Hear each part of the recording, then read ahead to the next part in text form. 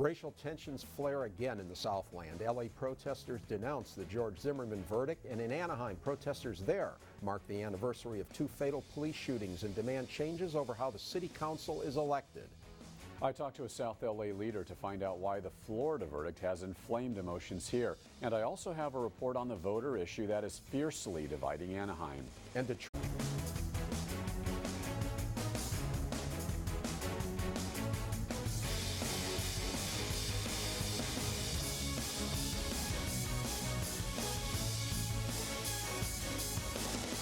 Hi, I'm Rick Reef. Welcome to SoCal Insider. Well, it's been 1 year since Anaheim police shot and killed 2 Latino men in separate incidents over one weekend, sparking violent protests and prompting soul-searching by citizens, politicians, and community leaders. There were protests again this week to mark the anniversary of the shootings, but also to blast the city for rejecting a plan aimed at getting more Latinos elected to the city council. David Nazar talks to protesters and to city leaders. And Motor City is broke. Could the same thing happen to the City of Angels? I'll ask a journalist who's been following the story. But first, the Trayvon Martin protests. David Nazar, what's the story?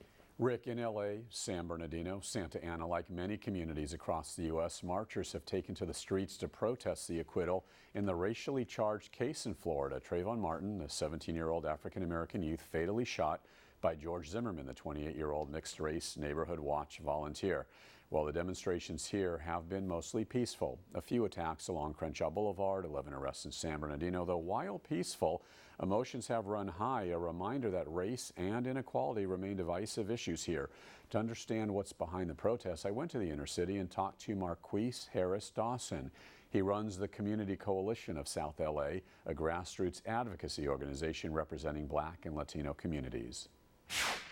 When you first heard the Zimmerman verdict, what was your take on that? When I first heard the verdict, it was literally like a kick in the gut. Even though I had thought about the various scenarios, in fact, here at Community Coalition, we'd had a meeting. This is what we're going to do with the guilty verdict. This is what we're going to do with a hung jury. This is what we'll do with the not guilty. But I had not contemplated the emotional impact for what a not guilty on all counts verdict would mean. And I was just flooded with, a mix of emotions, but really just devastation that something like that could happen in the United States in 2013. What were some of the emotions you and others here in this office were going through? Well, you just feel like you're not a part and you're not welcome in the conception of what's called the United States.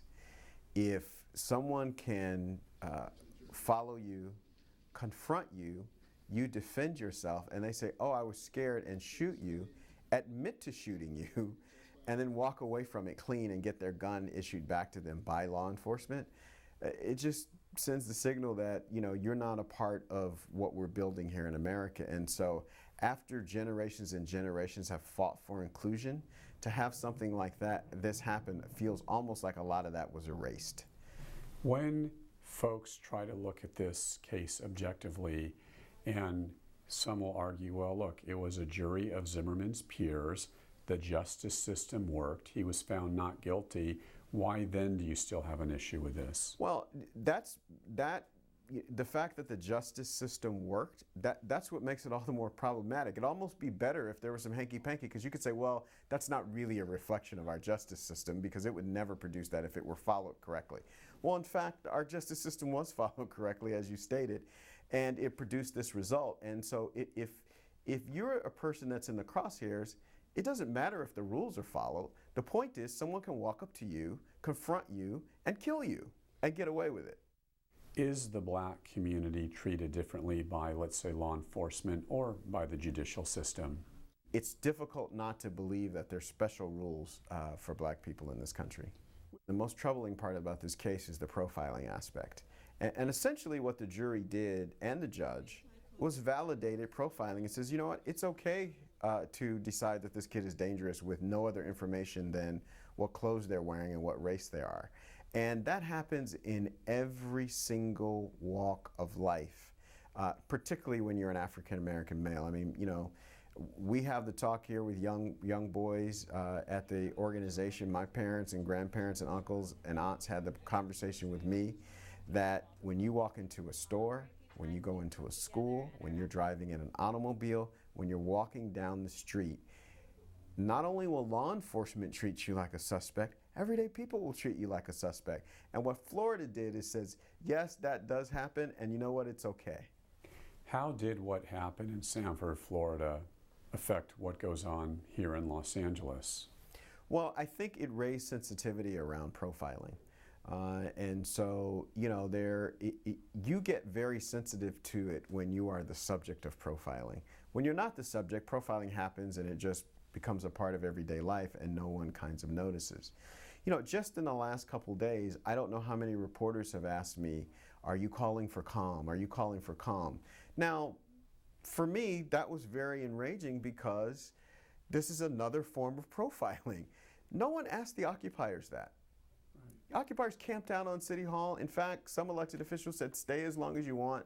The mayor let them stay there for several months, as I remembered. I mean, the seasons changed. And the time changed during the time that they were out there. And there weren't a bunch of reporters sticking mics in people saying, are you calling for calm? And nothing like Trayvon had happened to the people who were occupiers. But I will be honest in this case, as an organizer and as somebody who's been involved in political life for, you know, several decades now, this was very different than anything I've ever seen. Explain that to me. I lived through Rodney King. I lived through, you know, more police shootings than I can count living in Los Angeles. Police shoot people with handcuffs on. Police shoot people, children, I mean, just a variety of things. I've lived through a lot of those. This was different because essentially what the court said was a black boy doesn't have any rights that a white man is bound to respect, including the right of walking. The only reason there was a struggle or engagement is because Zimmerman chased down and stalked Trayvon Martin. And so I haven't seen anything like this, and I can't honestly sit here and say that the things that we would normally do are in order at this moment. Two things I can say specifically. One, I think we all ought to fight and struggle with the Obama administration to get them to bring civil rights charges. Secondly, you know, there's like more than a couple dozen states that have these stand your ground laws. And what data is showing is that in states where you have stand your ground laws, even when the stand your ground law isn't invoked, it creates an environment where more and more shooters, particularly of black young men, get off on self-defense claims. Why should there now be a civil rights case? Where do you believe race plays a role in this? I don't believe for 1 second that if Trayvon Martin is not black, he gets followed or the police get called. After all, walking, like you point out, is not a crime. Having Skittles and iced tea is not a crime. So the only crime that I can see that Zimmerman identified was being young and being black and being male. You know, by the way, Rick, Community Coalition has been around since 1990, and it's really affected change in South LA. They promote everything like education, prevention, and they really try to stop crime before it starts in many of those neighborhoods. You know, David, this was a tragedy. A young man was shot and killed, and that's a tragedy. But I have to tell you, I think the way the media has played this, I think it's been deplorable, the way that so much of the media has selectively reported this and over-reported it. And I'm sorry to see that, you know, Mr. Harris-Dawson is sounding some of those same themes. You know, the only real facts here are that two guys got into a fight, and the guy that was getting pummeled shot and killed the other guy. Those are about the only facts. Everybody else can read what they want into it. But to suggest that this was race, I mean, Zimmerman's not even white. There's nothing in his background that suggested until he had his encounter with Trayvon Martin that he was a racist. He tutored black kids. He had a black business partner. He took a black woman to his prom. If anything, he was the kind of multiracial person that this society is supposed to be moving toward. And you know, I think we have made progress. And you know, does racism exist? Yes. Is there inequality? Certainly. Are young black men unfairly profiled? Certainly. Should we re-examine stand your ground laws? You know, perhaps we should do that. But, you know, trying to make this case about race, I think, is just wrong. I think the jury, with the facts they had, got it right. I don't think the Justice Department should pursue it, and I think we've got to move on.